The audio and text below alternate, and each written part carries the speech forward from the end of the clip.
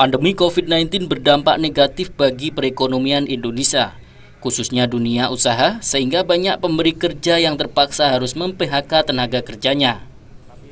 Hal tersebut diperkirakan akan berdampak pada peningkatan klaim program jaminan hari tua atau JHT yang dikelola BPJS Ketenagakerjaan atau BP Jamsostek. Menyikapi hal tersebut, Direktur Utama BP Jamsostek Agus Susanto mengungkapkan bahwa sejak awal tahun hingga tanggal 22 Juni lalu, secara nasional klaim JHT telah mencapai angka 1,38 juta kasus dan diperkirakan jumlahnya akan terus meningkat. Jika dibandingkan klaim berjalan pada bulan Juni 2020 yang telah mencapai 200.000 kasus, terlihat peningkatan 61,7% dibandingkan klaim selama bulan Juni 2019. Namun dirinya menyatakan bahwa BP Jamsostek telah siap untuk menghadapi gelombang PHK di tengah pandemi ini.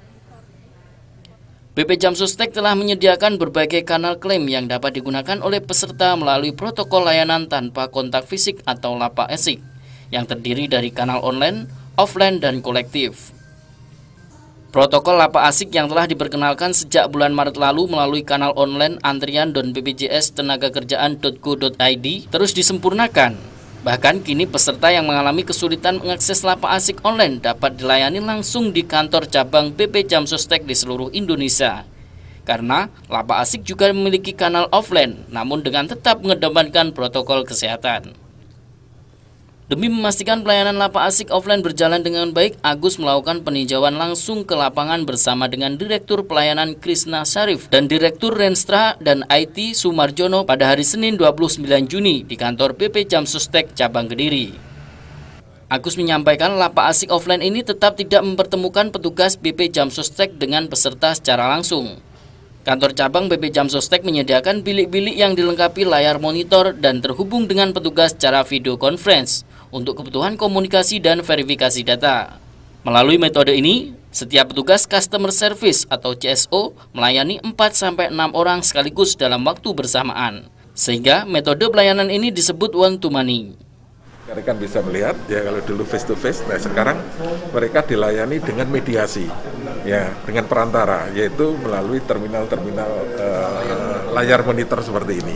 Ya, nah layar monitor ini menjawab untuk protokol kesehatan jaga jarak, kemudian yang kedua untuk peningkatan kapasitas. Jadi kita menyadari bahwa sekarang itu banyak tenaga kerja yang keluar dari BP Jamsostek. Potensi untuk ngambil klaim itu akan banyak, sehingga kita harus meningkatkan kapasitas layanan kita. Nah, untuk meningkatkan kapasitas layanan atau untuk mempercepat layanan, maka kita lakukan dengan layanan one to many. Ya, kalau dulu satu-satu, sekarang enggak, tapi satu one to many maksudnya itu satu customer service itu melayani antara 4-6 orang sekaligus dalam waktu bersamaan. Jadi satu customer service itu terkonek dengan beberapa terminal monitor 4-6 dalam waktu bersamaan. Nah, sehingga dengan demikian ada terjadi percepatan untuk proses pelayanan. Nah, inilah kita kembangkan sendiri. Nah, aplikasi ini kita kembangkan in-house. Ya, sekarang sudah diterapkan di seluruh cabang BP Jamsostek Indonesia. Ya, kemudian tentu ini akan kita lakukan pembaharuan terus, ya, continuous improvement. Kemudian yang ketiga adalah kanal kolektif. Jadi kalau ada perusahaan melakukan PHK massal, ini kami himbau agar mereka memfasilitasi pengurusan klaim ini secara kolektif bersama.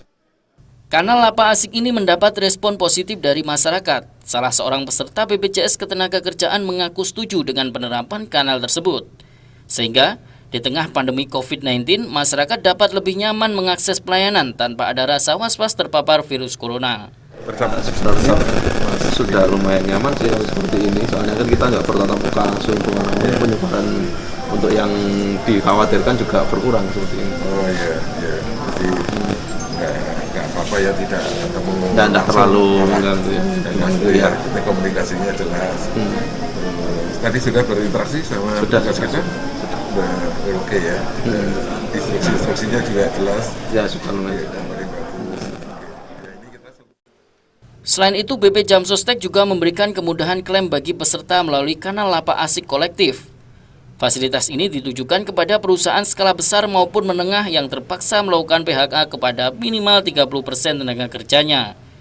Dengan adanya klaim kolektif ini, pihak perusahaan dapat mengakomodir klaim seluruh karyawan yang ter-PHK dengan menunjuk satu orang perwakilan. Agus menghimbau kepada seluruh peserta BB Jam Sostek untuk tetap sebisa mungkin berada di rumah dan menggunakan kanal online yang telah disediakan jika ingin mengklaim. Karena prosesnya lebih mudah dan mengurangi potensi terpapar virus COVID-19. Selain itu, peserta juga dapat memanfaatkan fasilitas tracking klaim untuk mengetahui perkembangan proses klaim yang sedang mereka ajukan.